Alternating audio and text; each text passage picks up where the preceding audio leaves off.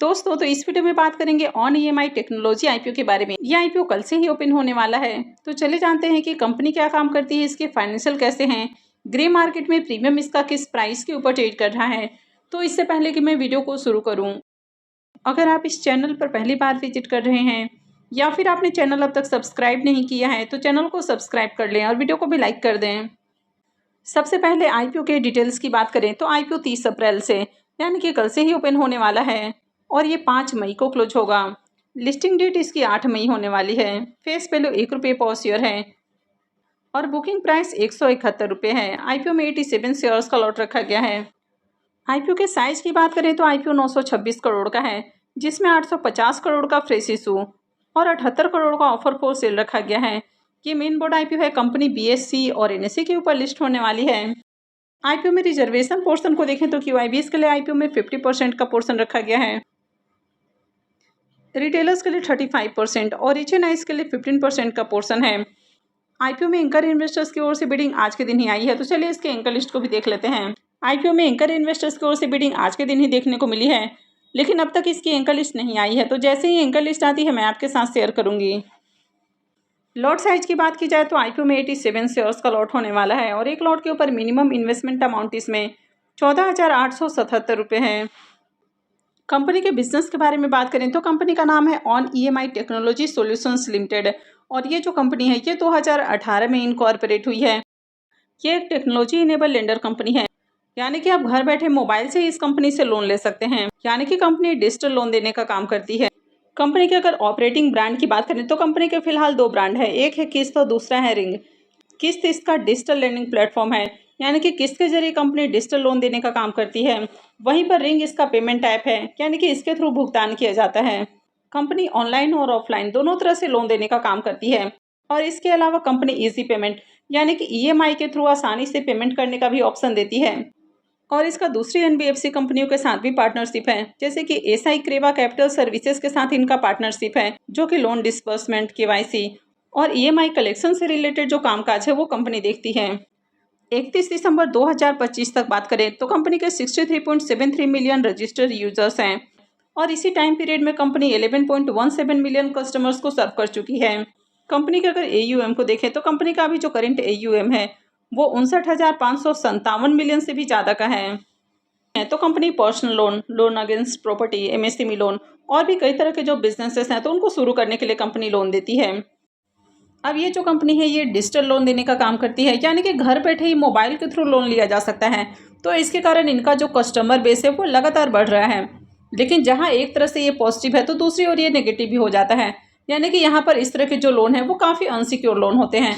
अब जो कोई एनबीएफसी कंपनी अगर लोन देती है या कोई बैंक वगैरह लोन देता है तो काफ़ी सारा पेपर वर्क होता है, काफ़ी सारा उनकी ओर से ये देखा जाता है कि कस्टमर लोन का भुगतान कर सकता है या फिर नहीं कर सकता और इसके बेसिस पर ही लोन दिया जाता है।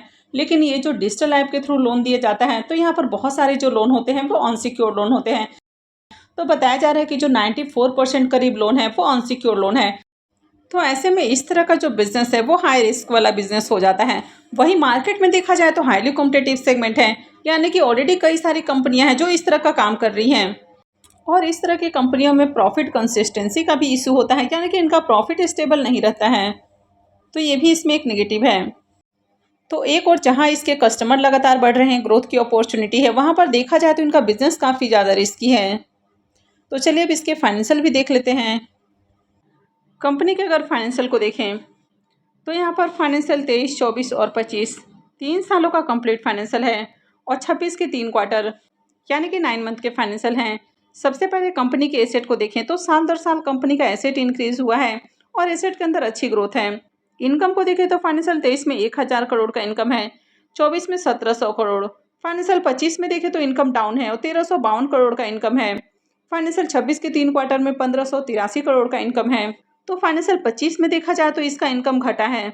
अगर कंपनी के प्रॉफिट को देखें तो फाइनेंशियल 23 में कंपनी का प्रॉफिट 27 करोड़ का है, 24 में 197 करोड़। तो 23 से 24 के बीच में शानदार ग्रोथ देखने को मिली है।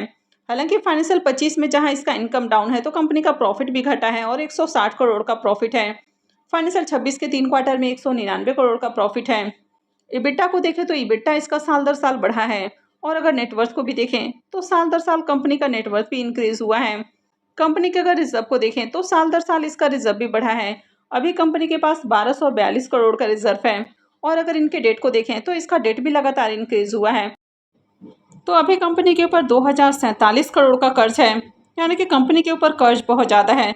जितना कंपनी के पास रिजर्व है उससे कहीं ज़्यादा कंपनी के ऊपर कर्ज है, यानी कि ये भी इसमें एक बड़ा निगेटिव है कि कंपनी के ऊपर कर्ज बहुत ज़्यादा है। तो कंपनी के अगर ओवरऑल फाइनेंशियल को देखें तो ज़्यादा अट्रैक्टिव फाइनेंशियल नहीं है। फाइनेंशियल 25 में देखें तो कंपनी का इनकम और प्रॉफिट घटा है, साथ ही कंपनी के ऊपर कर्ज भी बहुत ज़्यादा है।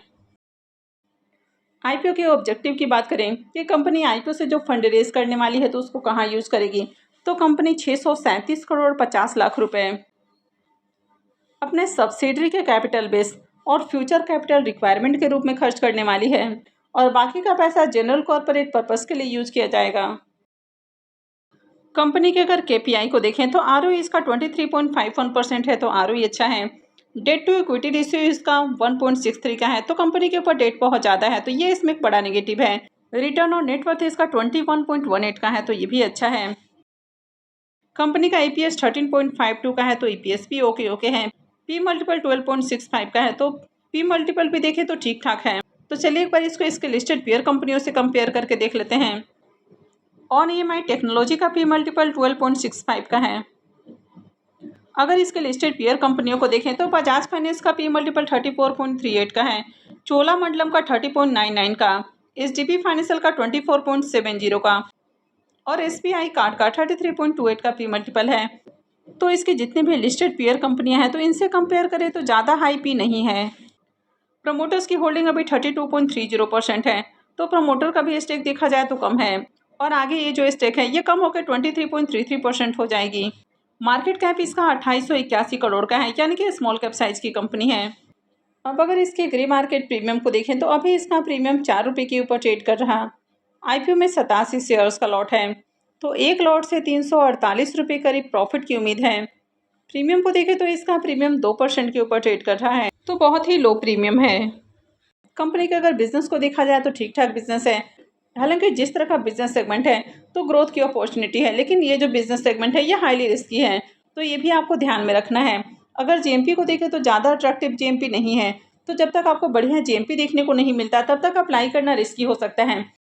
वैसे मार्केट में थोड़ी स्ट्रेंथ नज़र आ रही है, हालांकि अभी भी मार्केट अनसर्टेन है, तो ऐसे में आईपीओ की लिस्टिंग किस प्राइस पर होगी ये कहना थोड़ा मुश्किल है। आपको कंपनी कैसी लगी, आप इसमें क्या करेंगे, अप्लाई करेंगे या फिर नहीं करेंगे, कमेंट करके ज़रूर बताएं।